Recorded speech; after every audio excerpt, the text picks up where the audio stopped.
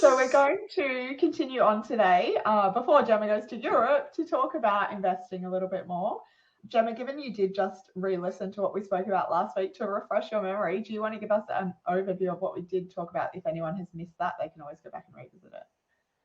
Yeah, so both last week and this week's are both going to be about investing basics, but last week we did cover so much ground. So if you haven't watched it, I would definitely recommend that you do. We covered off goals, timeframes, a little bit on risk, but we did lots of education around the market and market cycles. And Lexi had some great graphs on investment returns and the volatility and why it's important to have a long time frame. And one of our favorite sayings is, if in doubt, zoom out. So if you're nervous about what's happening in the share market, if you look at a longer period, the graphs really put it into context for you. So we talked a lot about that. We did touch on different kind of shares, and we had an explanation on like what are the all odds and what's the ASX 200 and things like that. So we covered a lot of the basics.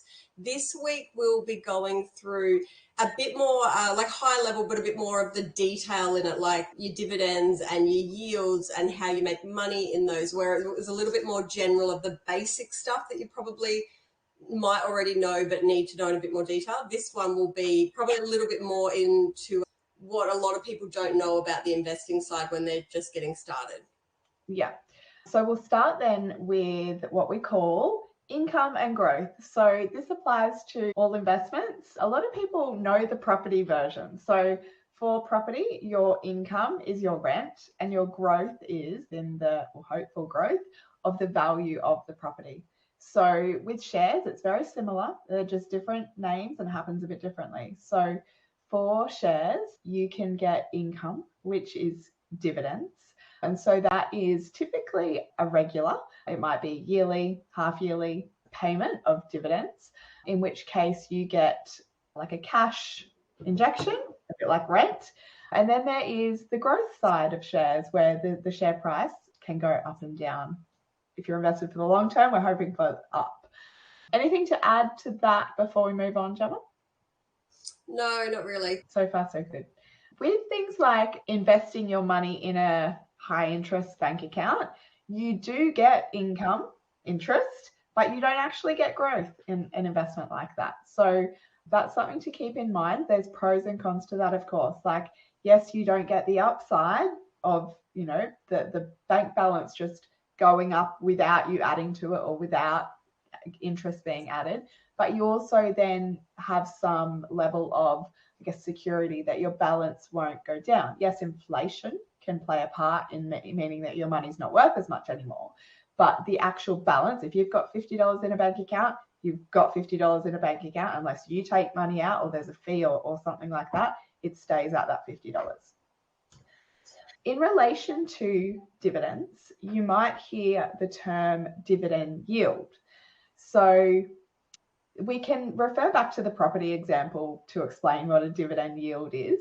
With property, you would look at how much rent you're getting divided by what the property is worth, and that will give you a percentage. We can then translate that to having money in a bank account. So the equivalent of a dividend yield is how much interest you're getting. So if you're getting 5% interest, that is like saying you're getting a dividend yield of 5%. It's just slightly different terminology for different types of investments.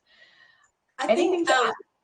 Yeah, on that point, so we see, and we commented on this last week, we see a lot of people, we hear a lot of people, especially Australians, talk about how comfortable they are with property and the rental return and the yield, the property yield for how much rent they get versus the property price. But people don't realize that shares do the exact same thing, but you don't have all of the same outgoings that you do with the property. So it's really important to kind of compare those because as Lexi and I were saying before, if there's an expense on a property that you're renting out, that's going to come out of your rental income. You have to get it fixed. If it's a share portfolio, you're not going to get a call from, say, you hold CBA shares and they will say, hey, we need to put a new branch in. Can you cough up some cash? So you don't have those same expenses. So it tends to be that when you have a share yield, like an investment yield that's in equities and things, really you don't have a lot of expenses, if not any, going out of that. Whereas property, yes, you've got your rent versus your property price, your yield, but you might have lots and lots of expenses that have to come out of that at the end of the day. That ties in as well. I'm glad you brought up banks, because I remember many, many, many years ago when this was actually explained to me, this is the way that it was explained. So we can put our money in the bank, in a bank account, and we can get interest. I'm just having a quick look at one of our major banks, what, if I jump on their website, what interest we might be getting. So in this particular example, what am I going to look at? An online savings. So let's just call the rate 5%. So we're getting 5% interest on our money.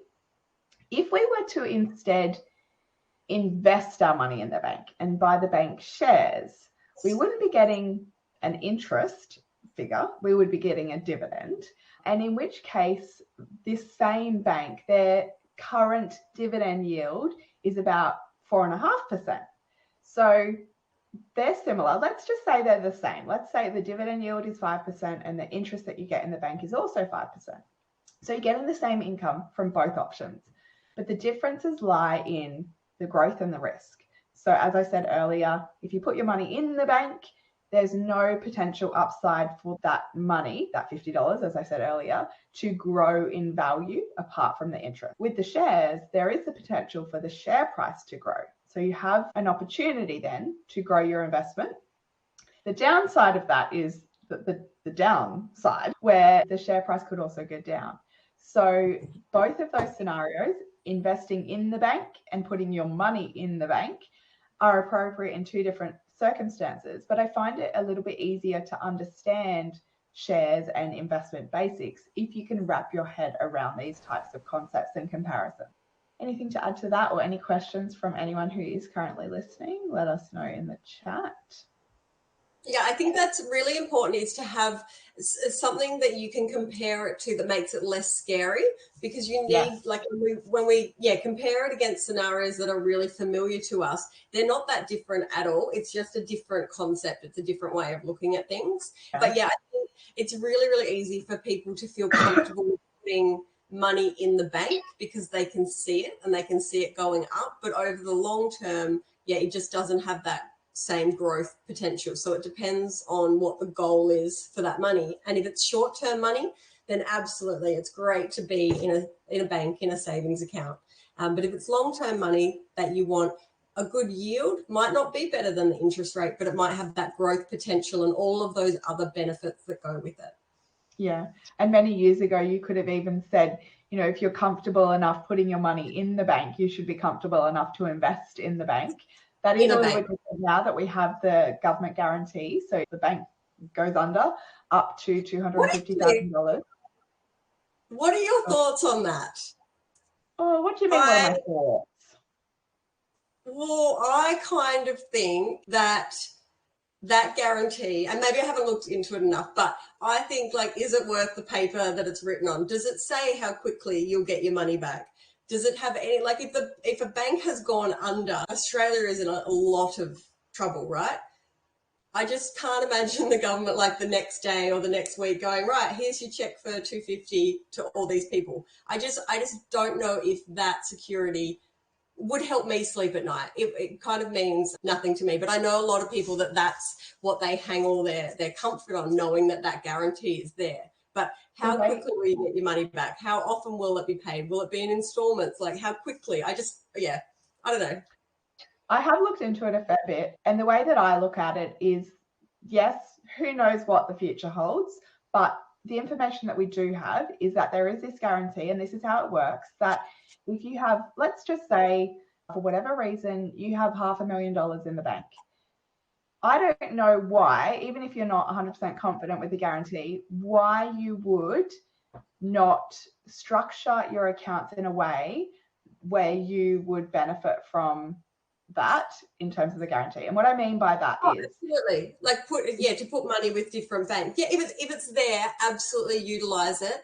But I see people go, oh well, I would invest in, I would have my money in cash over shares because there's a government guarantee, or there's this or there's that, and I'm like, I don't know. Yeah. I just go, I yes, if it's there and I had cash out and that I was going to have in term deposits or Yeah. banks, I'd move them around regardless. It's there, use it. But I don't hold a lot of hope on it, actually. I think there'll be bigger problems in the world. Yeah. You know what I mean? No one knows, like no one anticipated COVID, did they? Well, there are some people out there that maybe did, but it's not something that I ever expected would happen and everything that followed. So in terms of dividends, there is more to know about dividends. We're just going to touch on these concepts that you might hear spoken about if you're listening to podcasts or reading about investing. And another term you will hear a lot is dividend reinvestment plans, or DRPs for short. There are pros and cons to this, but before we get into that, we'll talk about, well, what does this actually mean? So you get a choice whether you want your your dividend in cash. And also, full disclosure, not all shares actually pay a dividend, but this is applicable for those that do. So you can have that in cash, whereby your bank account gets credited for your, I don't know, whatever the figure is, depends on how much you're invested. It's a dividend per share that you have. Or you can elect to have that, what we call reinvested. So it will buy more shares in that same company. So let's just say your dividends were, I don't know, $40, and the share price was also $40. You could get one more share in that company instead of getting that $40 paid into your bank account. So the pros of dividend reinvestment plan, and it's going to be relevant for some people and not others, but these are the pros: that it can accelerate the growth of your investment because you're adding to it over time. It's automated, so that I would suggest is a pro in some instances. And there's also a potential cost saving there, because when you're doing the dividend reinvestment plan, you're not having to pay brokerage. So brokerage is the amount that you pay as the fee to be able to, like the transaction fee, if you like. But that doesn't apply with dividend reinvestment plans. The cons, I would say, are that you then don't have that $40 in your bank account to buy lunch or to go on a holiday. Like, these are just random examples, but you don't have that cash to do anything with because you have reinvested it. And there is instances that I've seen where people have done the dividend reinvestment plan, which is a taxable thing. Like, you get taxed on dividends, and then they don't necessarily have the cash in their bank account to pay the extra tax that they owe to cover that. So anything to add to that side of things in terms of dividend reinvestment plans, Gemma? Yeah, I think, again, it comes back to your goals. Do you have a share portfolio to create income that you're going to live off? Or are you building your portfolio and then, it automatically reinvesting and saving on the transaction fees could be a good thing. Having one in place does add a bit more of a complicated accounting issues as well, and record keeping, because more shares are being bought regularly. So it can cause some accounting issues. I've heard accountants hate them, but if it's part of your portfolio and your plan, your goals to build, it can be great. But Lexi mentioned before that not all shares actually offer dividends, and not all dividend shares actually have dividend reinvestment plans. So it might not actually be an option. You might not be able to actually reinvest. They might automatically pay your dividend out. But if that's something that you think could work for you, you can look at the shares that you hold if they actually offer that. Yeah. The other things that we were going to talk about today was around liquidity. So that's another term, like dividend reinvestment plan, like dividend yield, all those other terms that we're talking about today. So liquidity is how liquid your investment is. Can you get the money back out that day? So if you think about a property, well, number one, if I had a property worth $1 million, can I have that $1 million tomorrow to buy a tropical island? No, I can't, because these things take time. There's settlement, that kind of thing. It is liquid, but it's not yet. With something like money in the bank, I can get it out same day. With, say, a managed fund, it might take a few days. The thing that we were talking about earlier today as well, Gemma, is that you can't sell a bedroom. So did we talk about this last week? I can't recall. No, I don't think we did. But yeah, that's exactly right. Like, if you had a lot of equity in your home, you can't just tap into that and buy and get money out to use it for something else, whereas you could sell down a portion of your share portfolio or take a portion of your money out of the bank. Yes, there's ways you could do it. You could, get a joint owner, or you could get a loan for this. Like, there's complicated ways you could do it. But when we talk about liquidity, it's like kind of at the drop of the hat. Can you reasonably, within a couple of days, if the worst happened, access some of the equity that you've got in these investments? And like Lexi says, you can't sell a bedroom generally. And so that particular comment, maybe we've talked about it in one of our like super/retirement type episodes, whereby if someone is approaching retirement and they have all of their life savings in property and they want a new car, or they want to go on a big expensive Europe trip or something, they may be forced to sell their entire property because maybe they can't get a loan in retirement, in order to access that money to go overseas. And there are other things like reverse mortgages. We're not going to go into that. I'm just, I guess, going over the broad concept. Whereas if they had $1 million in shares instead of $1 million of property, they can say, okay, Europe is going to cost $50,000. So let's sell $50,000 and be left with $950,000 of our shares. So as we're kind of getting to here, we're talking about investment basics, but we're highlighting that there is no one right option. It's about assessing your situation and assessing your options, finding out what you're most comfortable with, which ties in with risk tolerance. Maybe we can touch on that now, Gemma. Yeah, and that comes back to diversification as well, because people think, diversification's about the asset class, like not having all your money in one share because it's risky, but it's also having like different layers of actual assets, like having some money in cash, like your emergency fund, or to fund a few years worth of holidays or whatever that is. And then your more long-term assets. And maybe then you've got property as your portfolio, but you know that if you need short-term money or medium-term money, you've got these other assets that you can go to. So people tend to, I feel like the people that I've come across in financial planning, they gravitate to one type of asset class, like shares or like property, or they're happy with their super or cash.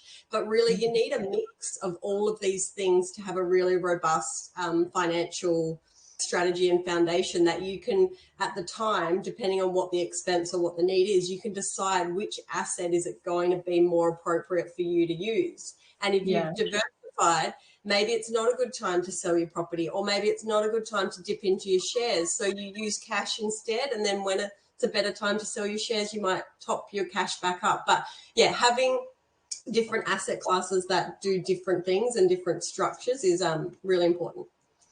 And you just touched on exactly what I was going to highlight there as well, in terms of, and this is getting a little bit more technical than the rest of this session, but around asset classes. So you can diversify.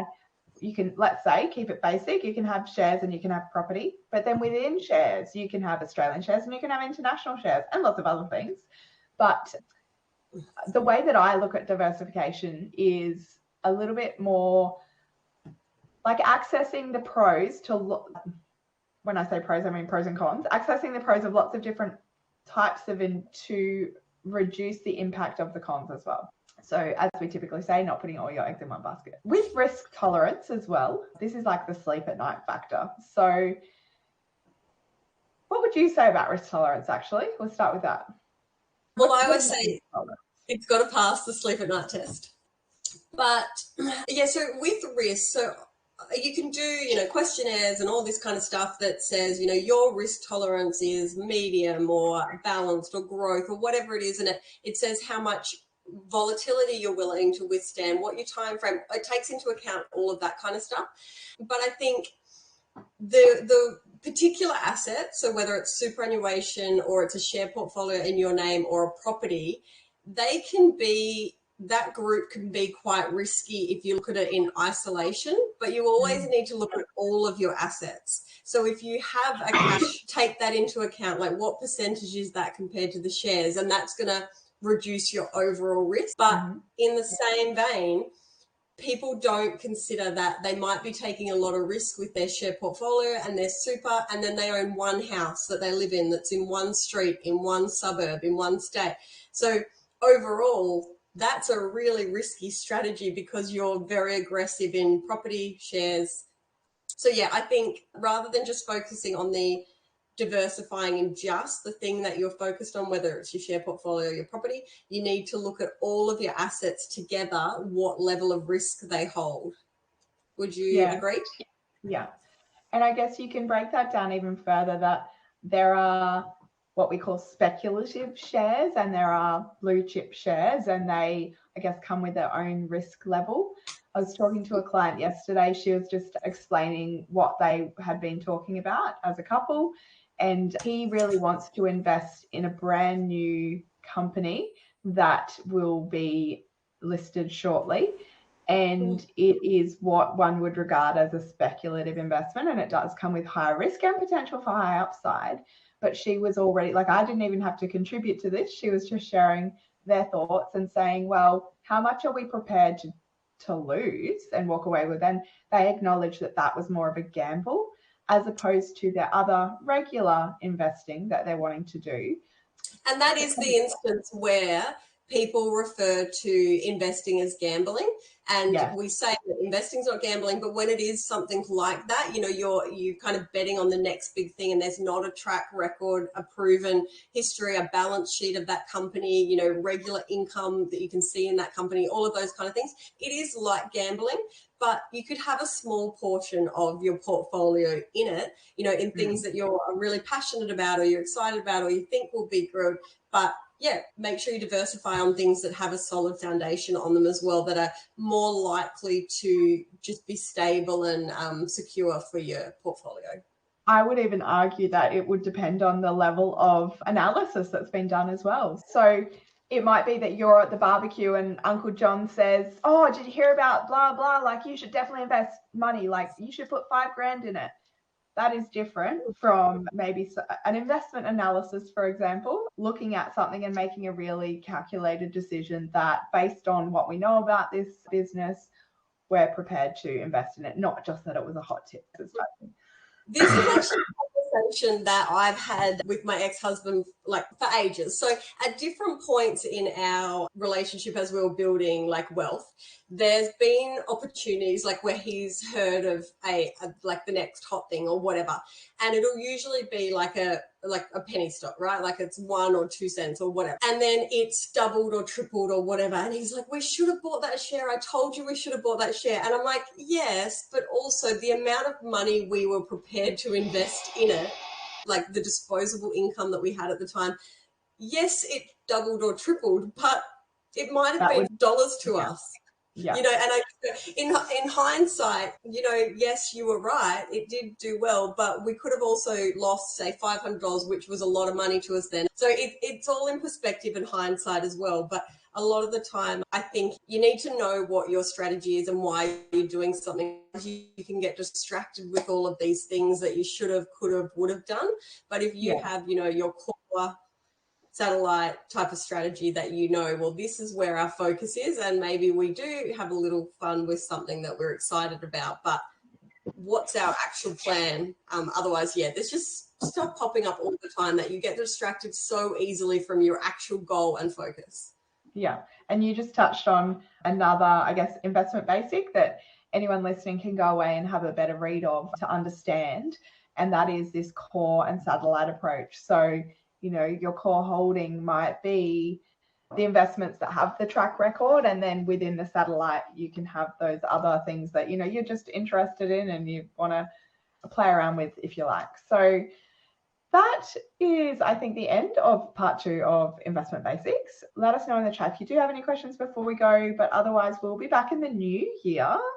It was just after Australia Day, wasn't it? I can't remember the date, but we'll get it posted on the platform and on our socials as well. So, yeah. So Lexi's always really good at posting updates and stuff on her Instagram, which is moneyvine.com.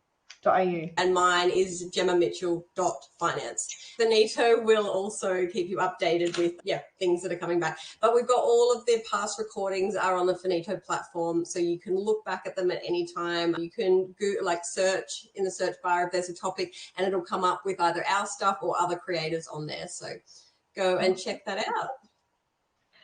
Also love to hear feedback too. So for those that have joined us live today, if you can let us know if there was anything particular from today that you learnt, that you really liked, if you had an aha moment, any feedback is welcome.